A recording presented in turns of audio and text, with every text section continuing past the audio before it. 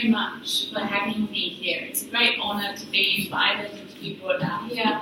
And I've had charming hosts all morning taking very good care of me. So thank you for the invitation and for the hospitality.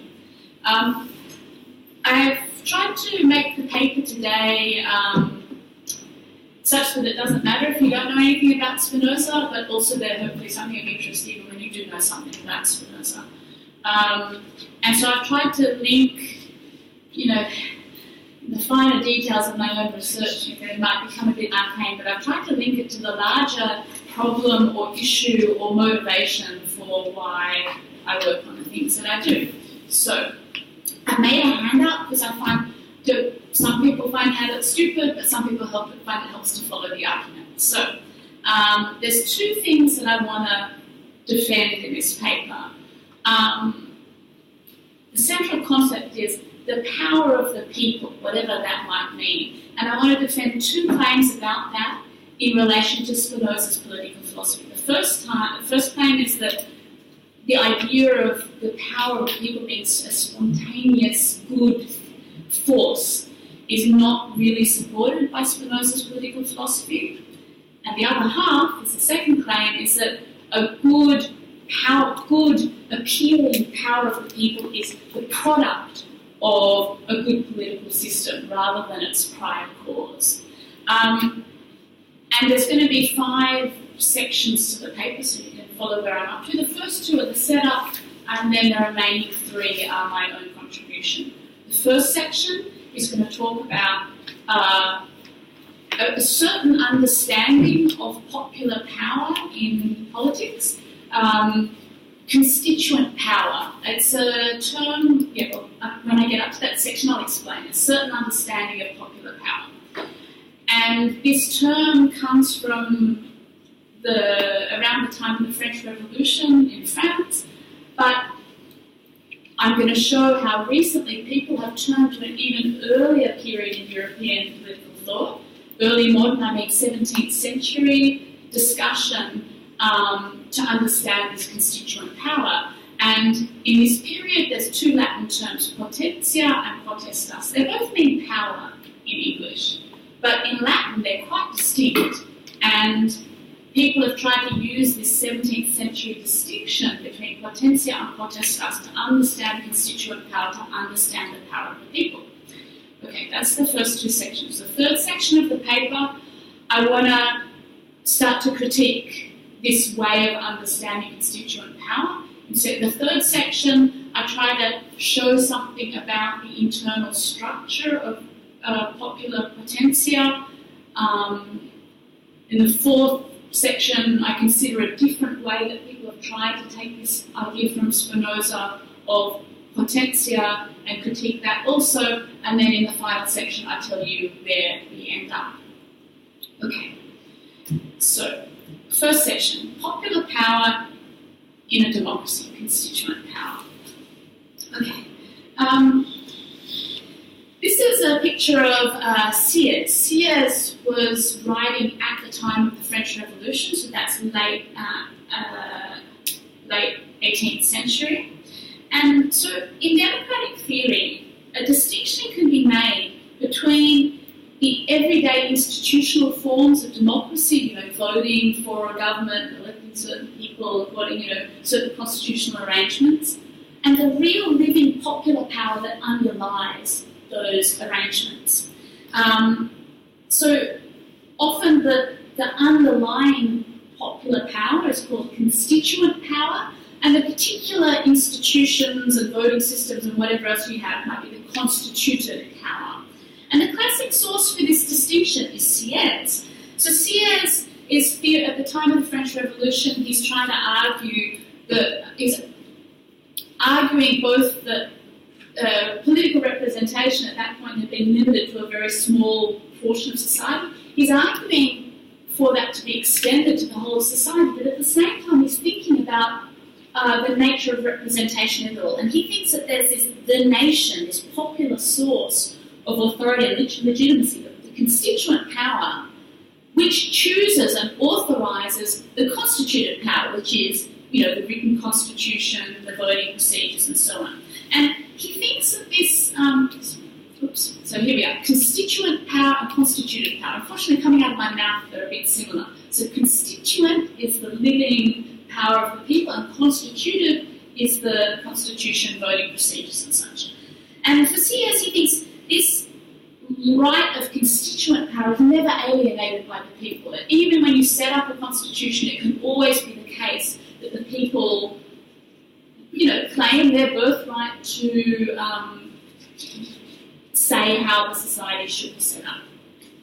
And I think something like this distinction comes up all the time. It comes up all the time. I think the most acute reason for this distinction coming up is when people notice some system of politics that's supposed to be democratic actually looks corrupt in some sort of way.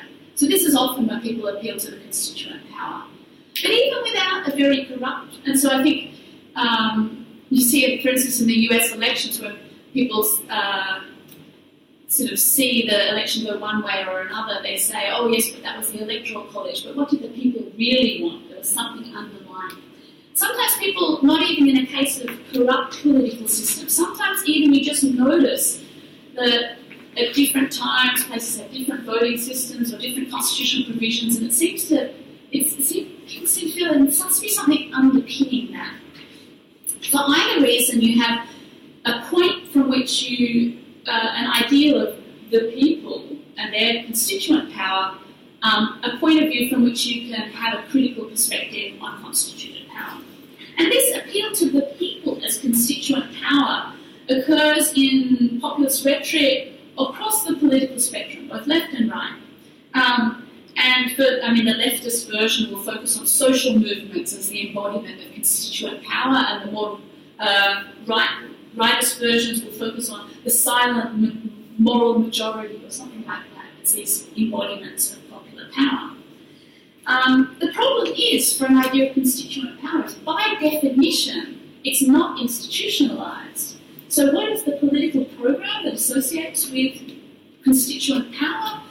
It's normally saying, oh, well, regrettably, we have to have constituted power, settled procedures, voting procedures and constitutions, but we celebrate the idea of the people themselves surging up from time to time.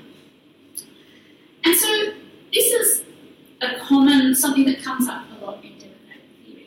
But in this paper, I want to think that this conceptual challenge I want to pose is, what is this people? What is the constituent power? How can you know what it is apart from by contrasting it to whatever constituted power?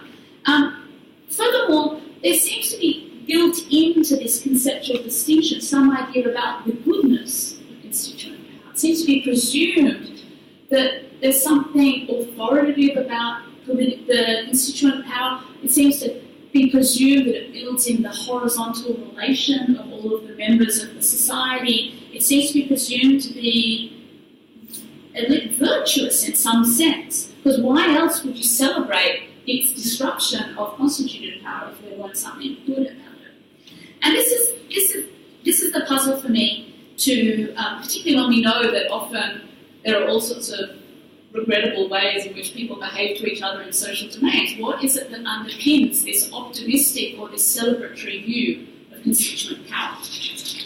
Okay. So let me foreshadow the argument. So I'm going to argue there is no such thing as an abstract constituent power, power of the people that's virtuous and free from its own internal power relations, as seems to be presupposed by the constituent power people. Instead, the possibility of an appealing idea of the power of the people is achievable only not as the cause, but as the result of good political institutions. And so, sure, sometimes institutions shape popular power in a bad or vicious way, so there's no guarantee, but to the extent that it's good, it's the product of a good political order rather than its cause. And I'm going to carry out this argument through talking about Hobbes and Spinoza. And while I think this general contrast between constituent and constituted power could happen anywhere across the political spectrum, the Spinozas tend to be of a left-wing persuasion in their particular way that they carry it out. But I don't think it's necessarily limited to that. Okay, so the early modern debate. So C.S. is writing in the late 18th century, and he doesn't really offer much of a theory of constituent power. He tells you what it is, and he contrasts it to constituted power, and he sets up quite clearly what the implications are in his particular political situation of the French Revolution. But more generally, we don't have much of a theory there. And so the contemporary theorists of constituent power, and also and often they're sort of called radical Democrats, they often turn to an earlier period to get a good theorisation of what they're interested in. They turn back to Hobbes and Spinoza, and this distinction between these two Latin terms, potentia and potestas, both of which mean power in Latin, and this is the way they're going to try to understand constituent power. Okay, so potentia, concrete power, shall we say, just to give an initial definition, and potestas, sovereign power. It might not be obviously clear how this maps onto constituent power and constituted power, but I'm going to explain in a moment. But these are the key terms of the contrast. So, this is Hobbes. Thomas Hobbes, 17th century thinker, writing at the time of, there was a revolution in England at the time. And so Hobbes stands as the archetypical thinker of constituted power. So Hobbes denies that there even is such a thing as the people, except as their voice is expressed through the formal political institutions of the day. His analysis focuses on the term potestas, which is summa potestas, means highest power. That's the state, or the state sovereign. So the sovereign could be a king, could be an aristocratic body, could be a democratic assembly. But in all cases, he wants to say you can't say there's no such thing as the will of the people or the power of the people, except as it's voiced through the sovereign. So he thinks if you're in a monarchy, there is no such thing as the will of the people except what the king says. His reasons for this are some mix of sort of good sense and sort of sophistry. So he says that when you have a bunch of people, how do you even say what they think? What are they as a unified entity? They're not unified. There's some people who want to do this, some people want to do that, some people want to do something else. You can only say that they are a single thing when they're unified, and they're unified in his view through sovereignty, and that's, his key case is a monarch. Interestingly, he thinks it's equally fine they could have a democratic sovereign. So you have a democratic assembly that's sovereign, that's fine. But what he wants to deny, if you've got a democratic assembly making decisions, there's no possibility of the people on the streets challenging their decision in the name of the people. Because he says the only way you can say what the people think is through the sovereign. So the state has the right to speak for the people. Anybody who tries to speak for the people, who is not the sovereign, he says, is just got some factional, subversive agenda, and doesn't need to be, should not be respected.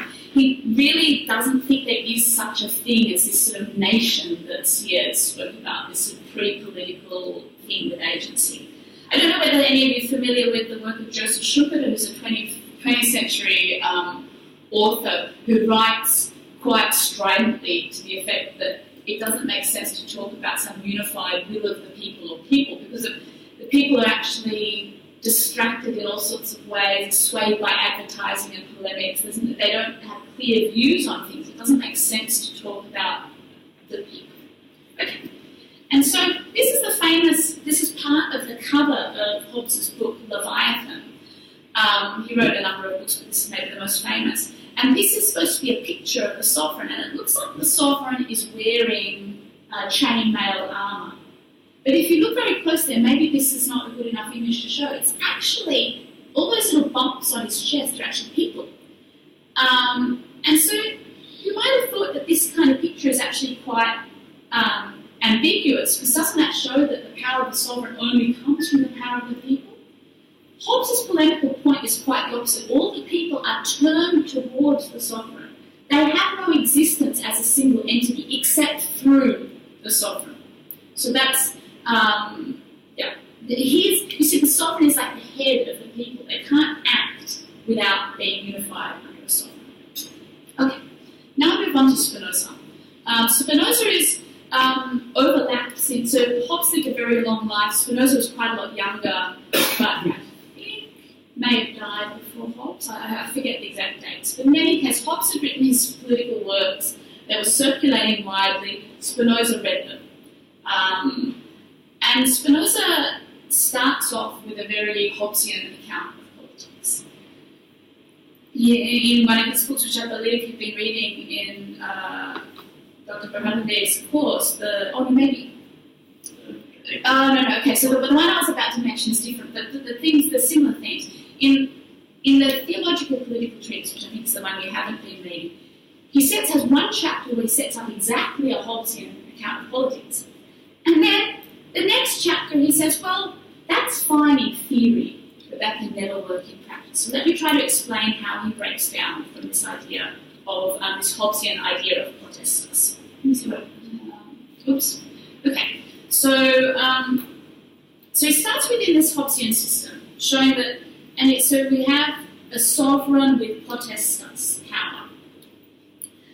But he argues that you cannot conceive this potestas without thinking about potentia, this other Latin word for power. And the idea is that you can argue until you're blue in the face about what rights and obligations a sovereign has, and that's the way Hobbes talks about sovereignty.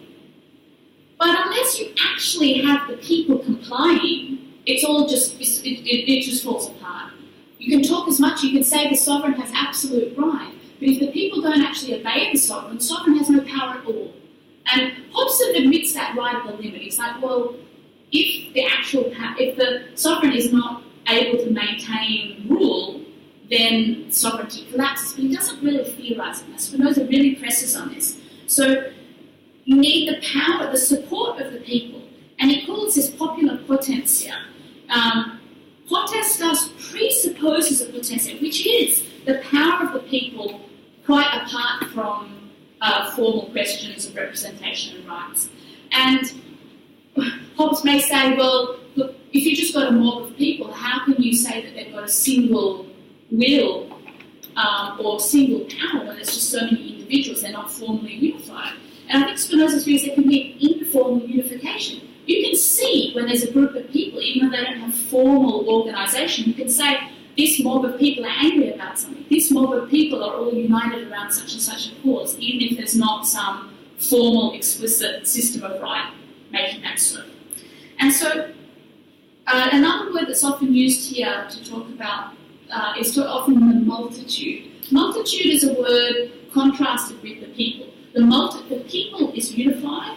The multitude is just a pile of people, just a grouping of people without any structure. And so for Hobbes, the multitude is nothing. The multitude can't act because it's just a whole lot of individuals. Spinoza says, no, the multitude can have potentia. It has power, this informal power, and so far from the multitude being irrelevant to politics, the potentia of the multitude is the foundation of politics. Potestas may be good in theory, but in practice, human potentia rebels against tyranny, and the biggest challenge for any political order is to get this actual compliance of people. And so when he talks about potentia, it sounds a bit moralised about it. So let me just read you a little bit of a passage. The idea is it's a certain sort of moralised force emanating from the people, which an established government can kind of try to ignore, but ultimately it can't totally ignore it. So this is a quote from Spinoza. No one will ever be able to transfer to another his power, potentia, or consequently his right, in such a way that he ceases to be a man. There will never be a supreme power, sovereign, who can get everything to happen just as he wishes. The sovereign would act in vain if he commanded a subject to hate someone who had given him a benefit, or to love someone who had harmed him, or not to be offended by insults, or not to desire to be freed from fear, and many other things of this kind. which necessarily follow from the laws of human nature. I think experience teaches this very clearly. Men never surrender their right and transfer their power to another in such a way that the people who received their right and power did not fear them, and the state was not in a greater danger from its own citizens than from its enemies. Okay, so to sum up, this is my presentation of the Spinozist version of constituent power. Potentia of the multitude corresponds to the constituent power. The potestas corresponds to the constituted power, and you understand this potentia as this sort of something to do with human nature, this informal power that ultimately pushes against the rigidities of potestas. Spinoza describes the power of the multitude rising up against overreaching sovereign power. And a lot of contemporary radical democratic Spinozists take the lesson to be a celebration of social movements and moments of disruption in politics, and a suspicion of the regular workings of the bureaucratic state. Okay, so implicit in this conception of the multitude's power is that it's somehow good.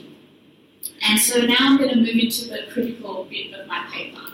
And so I want to focus on two ways of understanding what is it that makes the multitude good and appealing. Of course, it has to be kind of good and appealing, otherwise why would you be celebrating moments of disruption of the regularised working of the state by this multitude?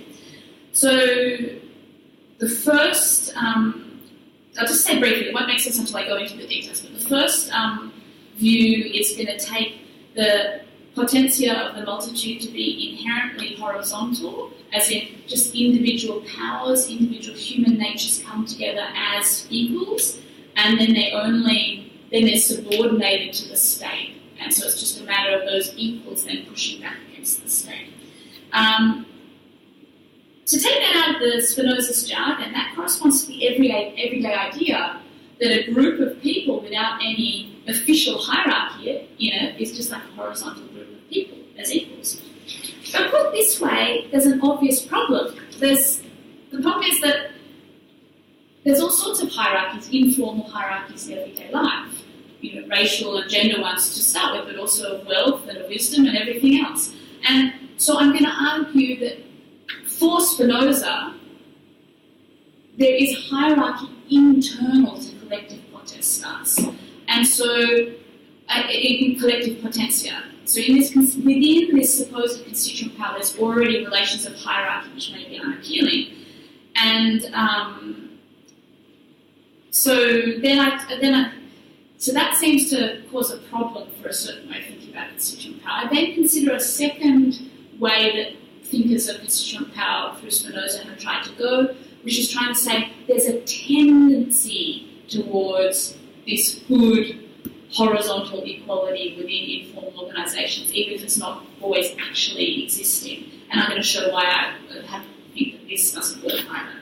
Then in the final section, I'll try to say positively, I think Spinoza does have an idea of a good multitude, but I'll be explaining that again as a result rather than a cause of good institutions. Okay, so the inner structure of popular potentia. This is my first critical section. Right.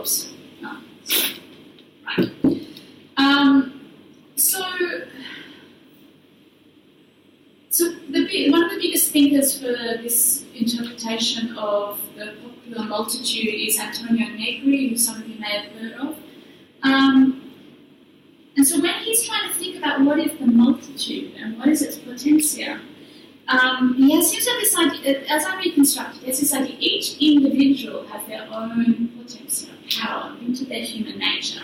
And there are passages in Spinoza's text where he seems to celebrate them coming together as equals. So he said, this is a quote from Spinoza from the Political Treatise, Book 2, which I believe some of you have read. If two men make an agreement with one another and join forces, they can do more together and hence have more right over nature than either does alone. The more connections they've formed in this way, the more right they'll all have together.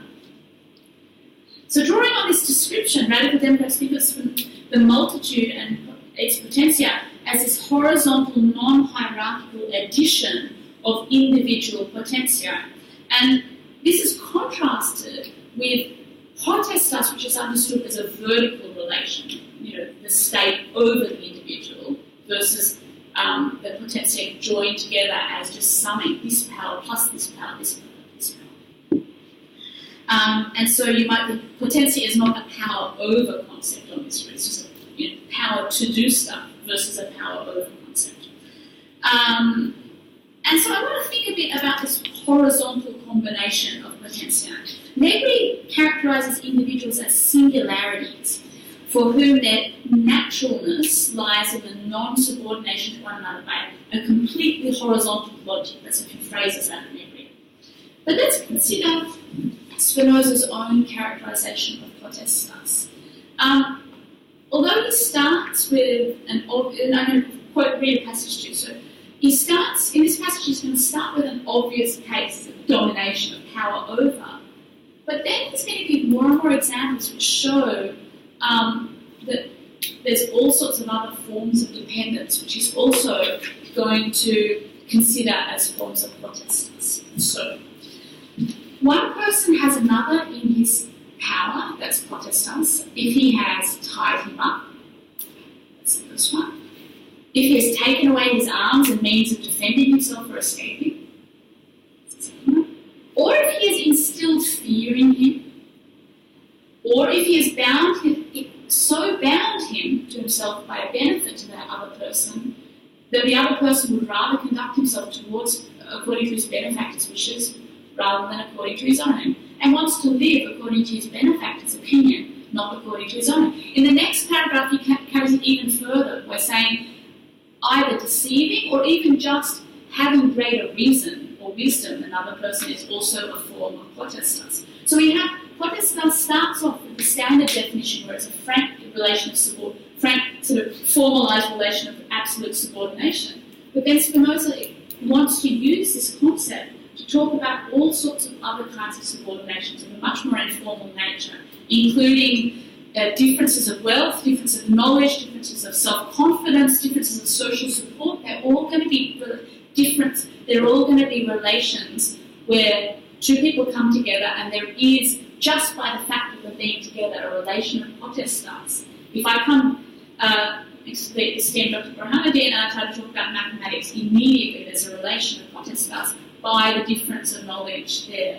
So all features, potestas stands as a pervasive feature of human existence, and it's actually normatively ambivalent as well. So I'm in the power of a wise friend because I defer to their judgment, but I'm also in the power of my boss who, because I need the job and I don't want to annoy them and lose the job. That's unfair to my actual boss, who's very nice, but you understand the point is that the word potestas identifies hierarchical relationships, even when they're informal and even when they're beneficial. So we have potestas as a pervasive feature of human existence. The only way that an individual cannot be under the potestas of another is if they're able to live according to their own mentality. This requires both the physical ability to fend off any threats or harms and the intellectual achievement of full reason. And it should be clear that this should be really, really uncommon. The default situation is each human being is going to be in a network of multiple relations of potestas, multiple relations of dependence with different people. Sometimes those relations will not add up to anything, sometimes they will add up to big power differences between individuals. If you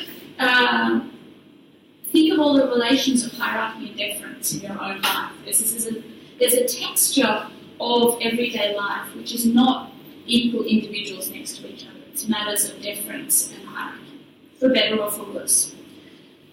Okay, so the natural collective existence, if you put a whole bunch of people in a room and say, is this one of these constituent power multitudes with everybody horizontally?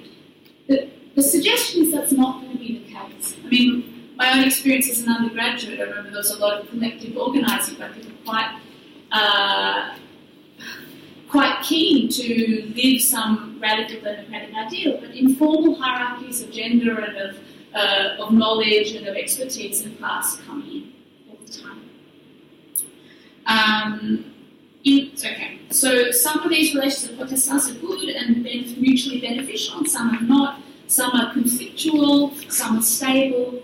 it's a messy picture. It's not a picture of horizontality. Okay, and so potestas therefore can't be contrasted to multitudes potentia. Potestas is part of the internal structure of potentia.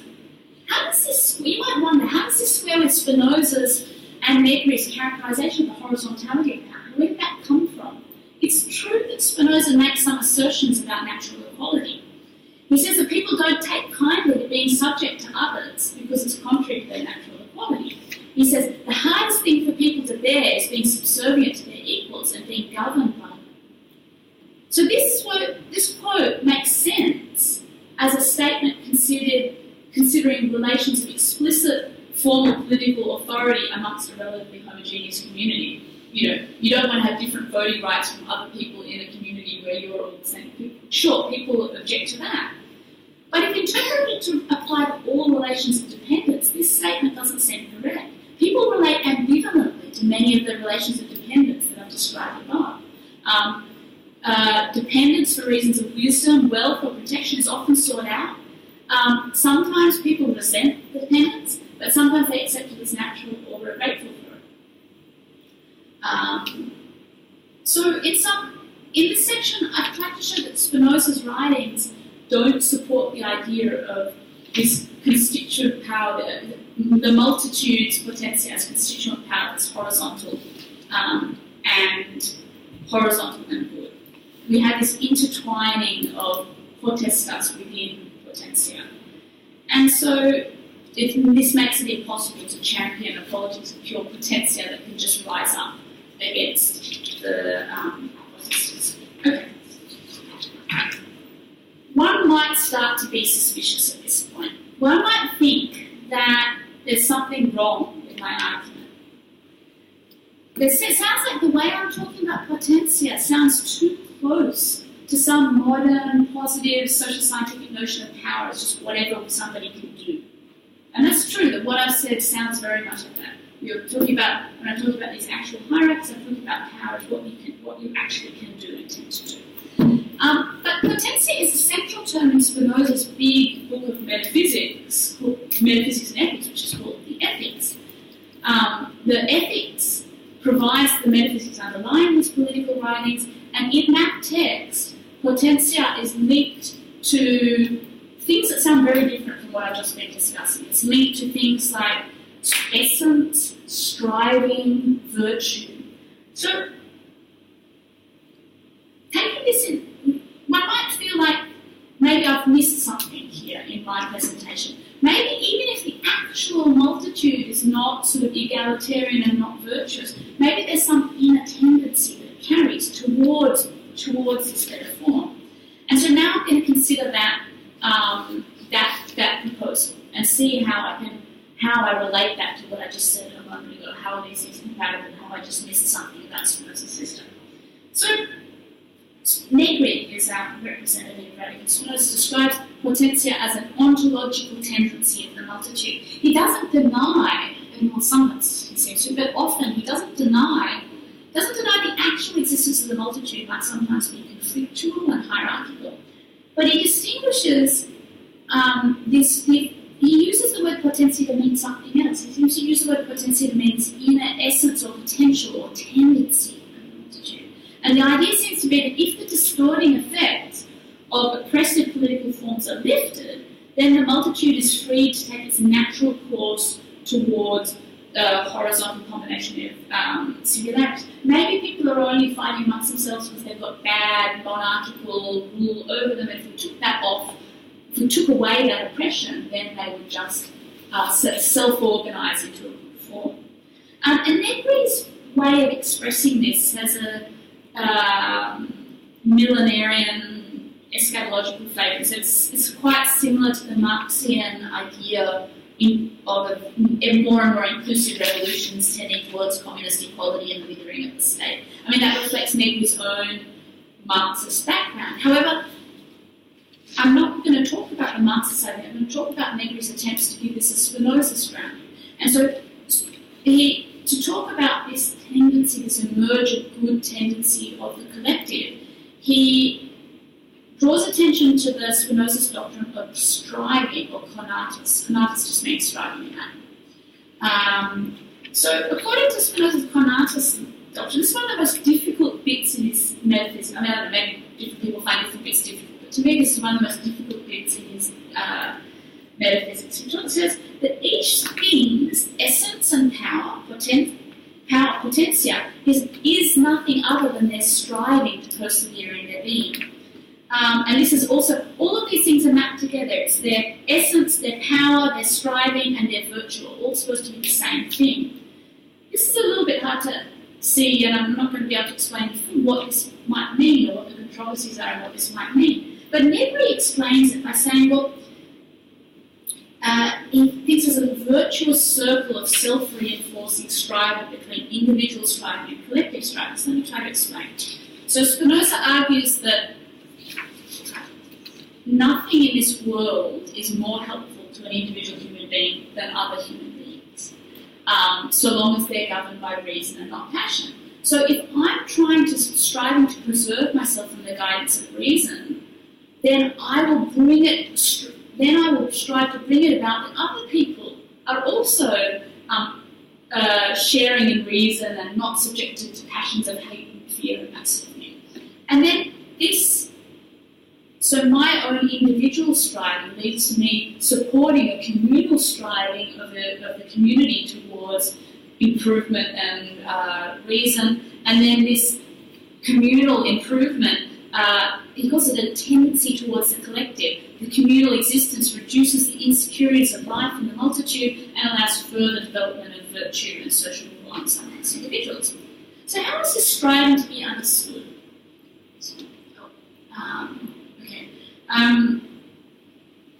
The word potentia is not something that just Hobbes and Spinoza made up. It's the Latin translation of for a central concept in Aristotle's metaphysics, because Aristotle's metaphysics was the dominant thing in this period that they're all dealing with. And so Aristotle's concept of dynamics or power or potentiality. And so the scholastics, which is the name for the followers of Aristotle in this period, scholastic natural science gives each individual thing an inner potential, which is also their essence, and which provides a way of interpreting natural occurrences. So, by their own potentia, stones fall down, or they strive downwards. If they go upwards, then an external cause must have intervened. I must have thrown it up. And so, for the scholastics, if you correctly understand a thing's potentia, that will help you to understand what actually tends to happen in nature. And natural thing's potentia is a tendency that's expressed for the most part.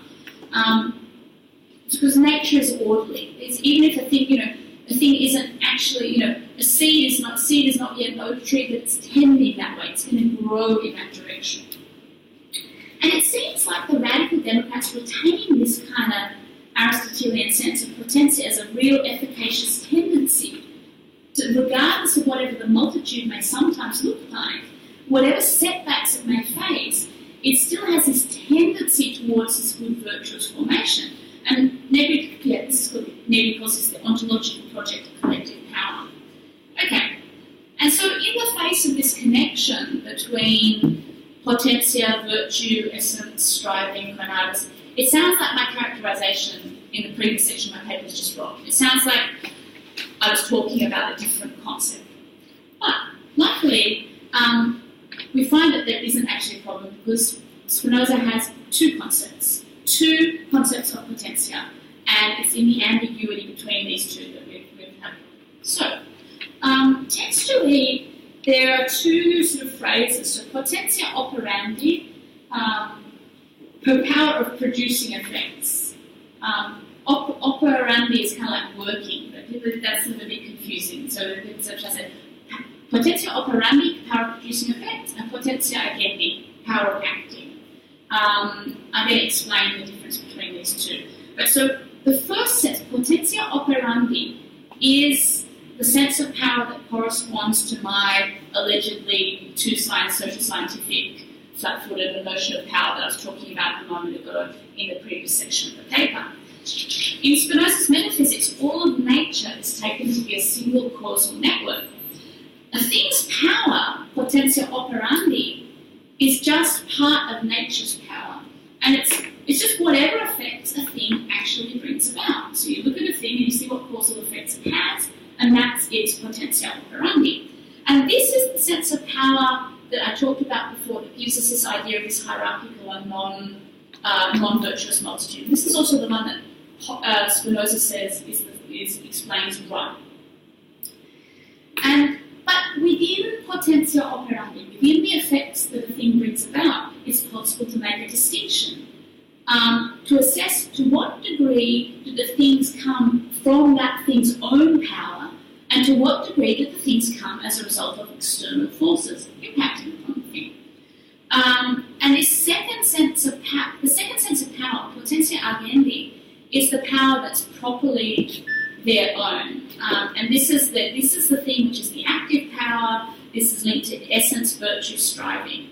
And so, just to give you a really simple example, if I bang on the table with my hand, you can say that's my potentia agendi. If somebody pushes me and I fall and bang on the table, that's part of my potentia operandi. It's an effect that I'm bringing about, but it's best understood not from my own nature. It's understood by some external cause, and that Spinoza really, he doesn't textually. He doesn't talk about these two things quite next to each other in the same bit of the text, which I think is why people don't often, because at the beginning of the text, when he talks about potentia operandi, he's mainly interested in talking about the whole of nature.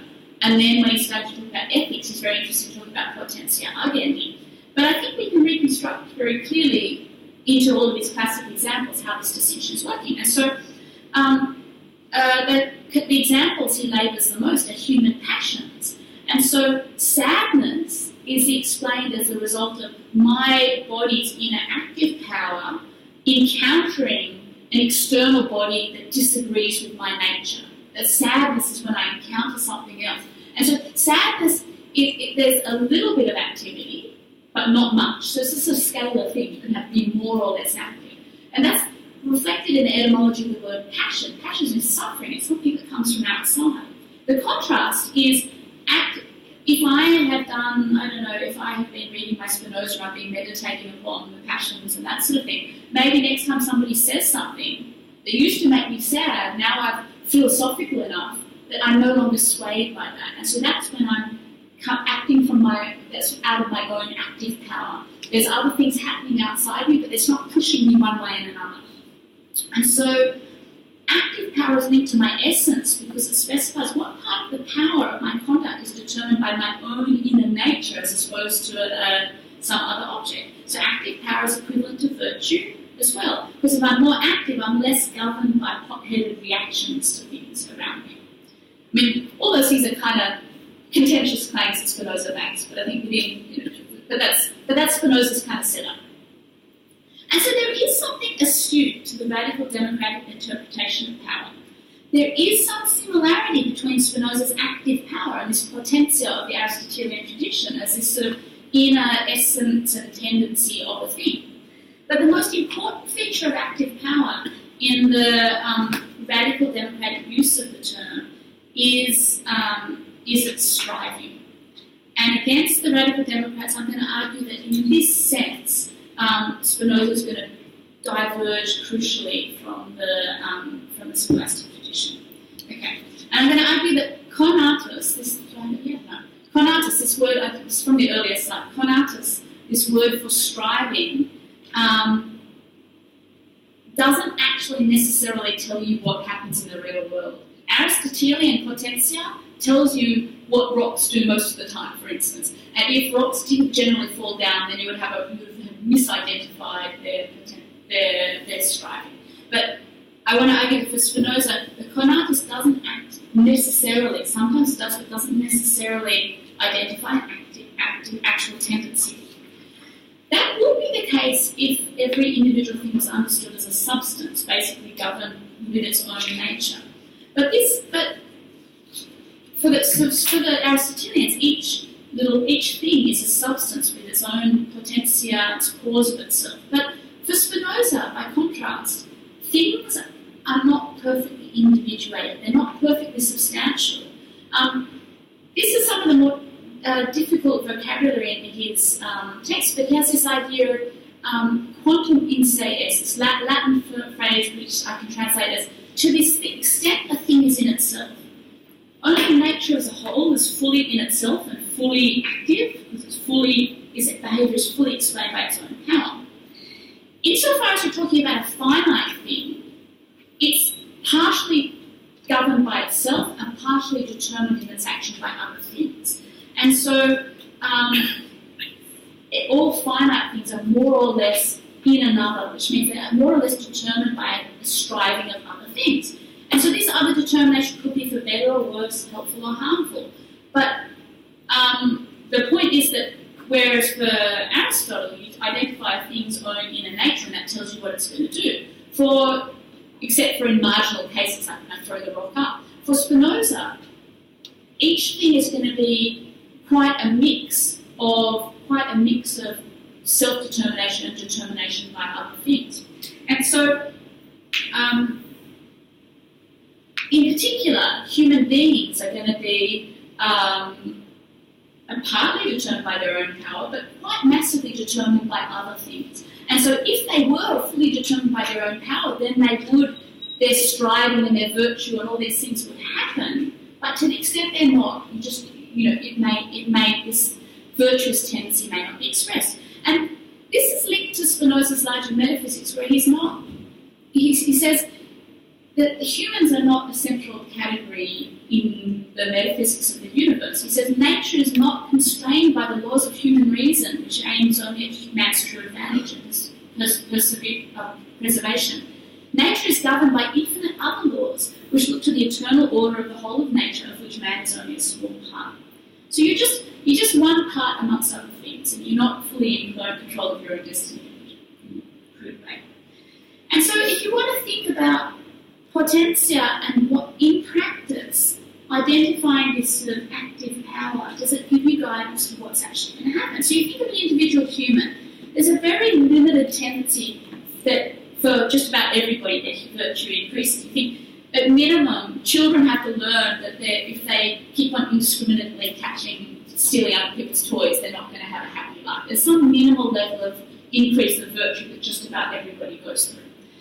But what's more striking is the stalling of this tendency. Sure, philosophers can tell us routes, paths of sort of ethical improvement over a life, but for a lot of people, there's some sort of stalling of that process, and the over-determination by external sources is the norm rather than the exception. So everybody's ultimately overcome by death, which is the external cause, but even short of that, even those who are long-lived are often remain in thrall of the passions. They remain determined by the sort of striving external things, and so they're largely underdetermined. So now we turn to the multitude.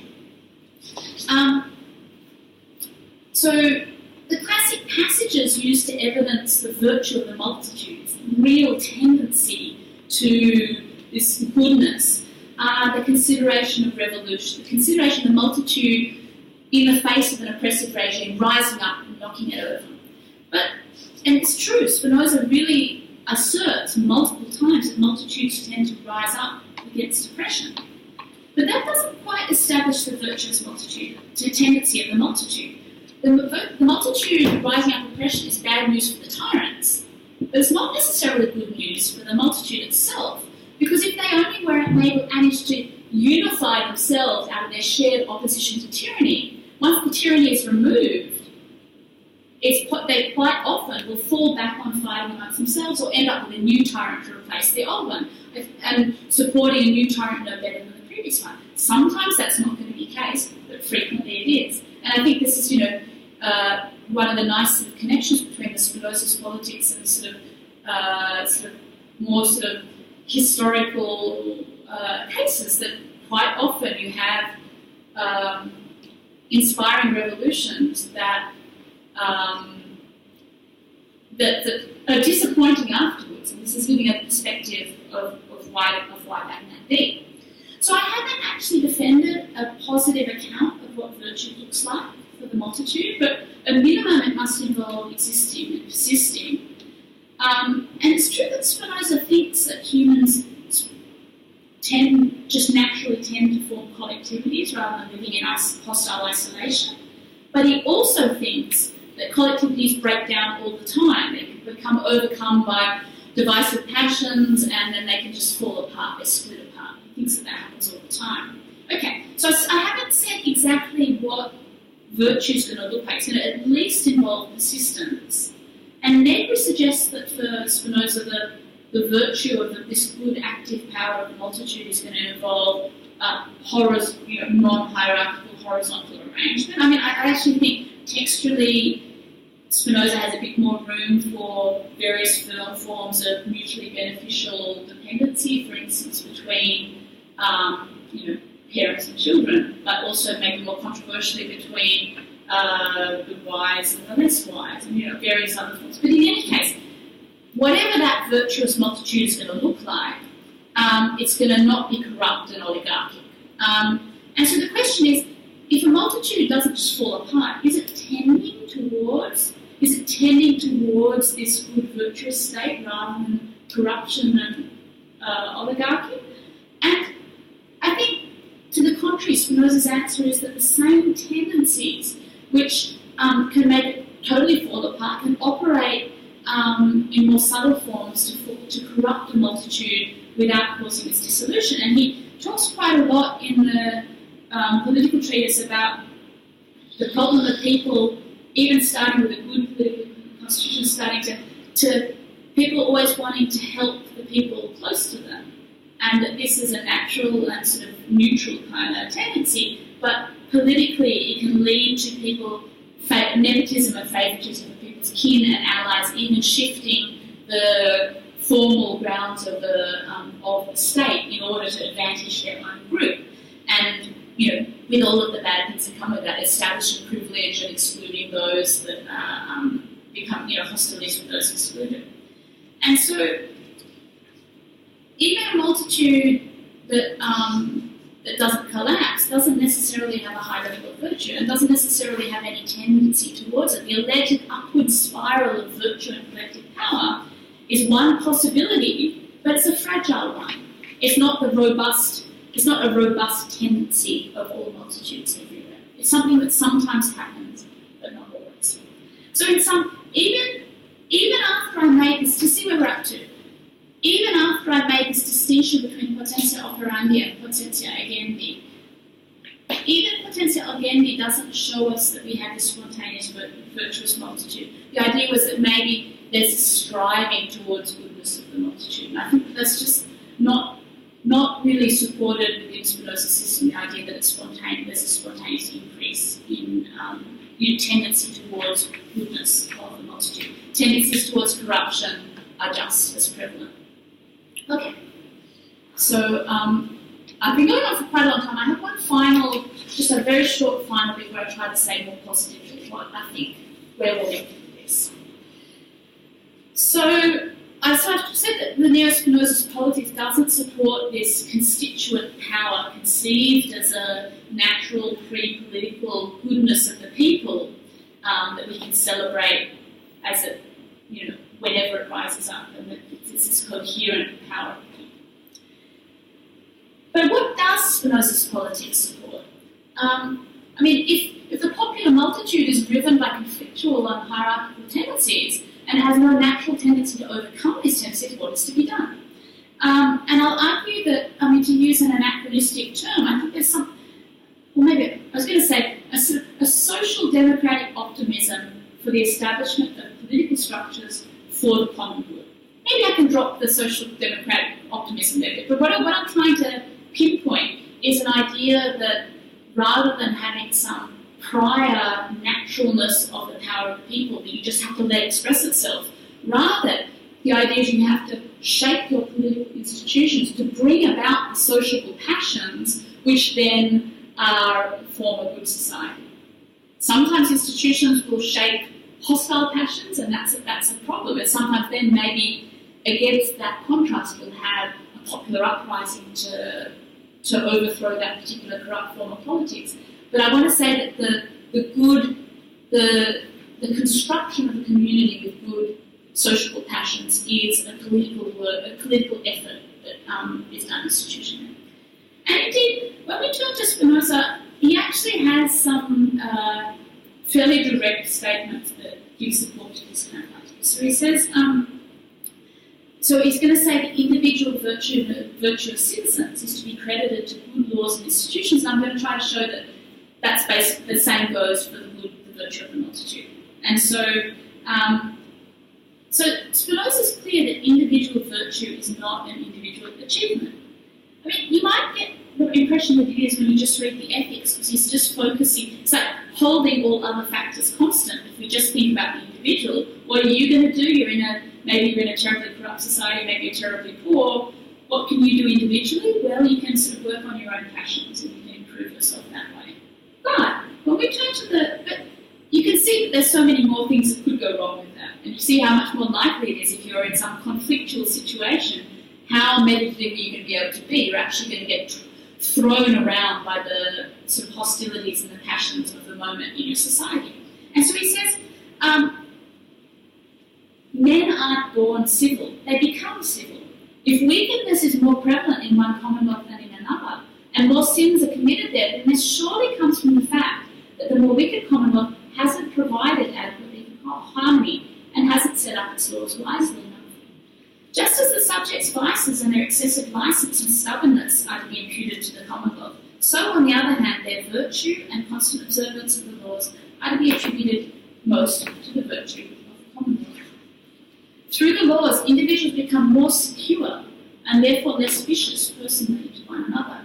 Their antisocial passions cool, and the space for them to further increase their own virtue is open. And so he doesn't directly say this about the multitude, but I want to say that this claim about individuals is simultaneously a claim about the multitude.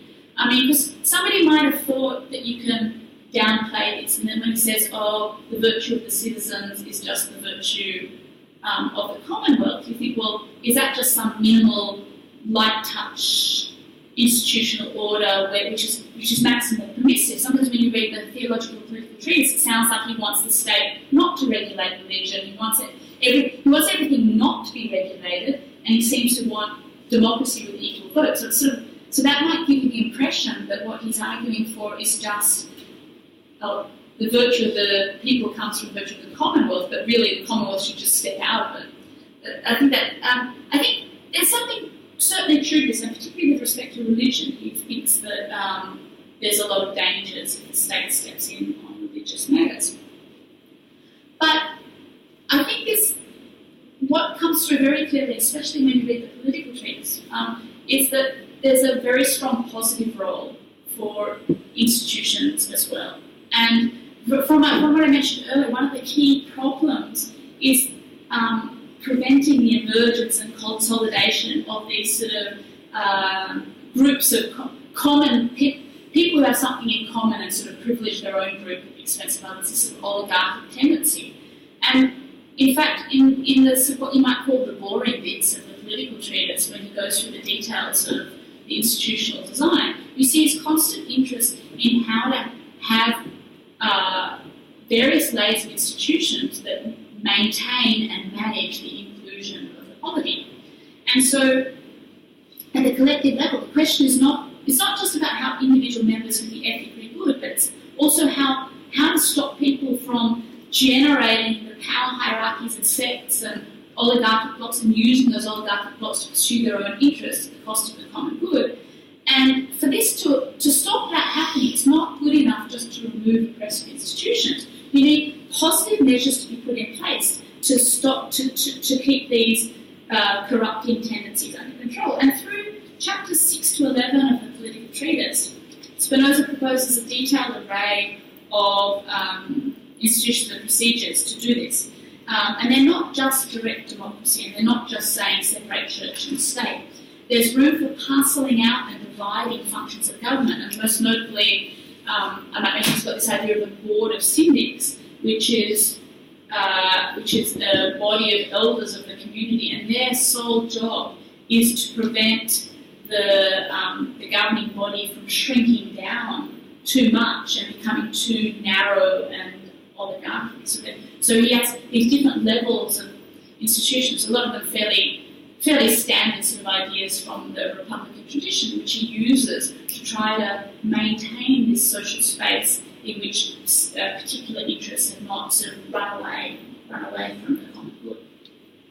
So certainly, in a bad state with bad institutions, you've got a bad situation. He thinks that the multitude itself is likely to be bad here. When the state isn't managing these things well, groups start to hate each other. We have riots. But even if these riots overturn a bad regime, they're not by themselves likely to support anything different. You might imagine sometimes there's a way that you can somehow the multitude by itself cultivates itself to be not just a riot that overthrows bad things, but also can build something positive. And I think this is maybe a possibility, but we have to look at that's not a natural thing, that's something that has to be generated. And historical examples, I'm sort of speculating beyond Spinoza a little bit here, but you can imagine there's maybe been some role of either religion or a labour movement that actually has disciplined the multitude to be able to be a well-structured entity that can actually usefully push against the sovereign power. So I want to link back finally to the starting frame of my talk. The contrast that I started with was constituent power versus constituted power. We turned to Spinoza and Hobbes because people find that they give a very rich theorization of something that seems to be the same distinction between Potentia and potestas. And I do think it's a wonderfully rich theorization, but I think it's a theorization which has quite different implications from the contrast between constituent power and constituted power. Indeed, it poses almost a contradiction or a sort of paradox in the frame of constituted power, because on Spinoza's view that I've established, for that constituent power to be good, it itself needs to be institutionally constituted. Okay, thank you.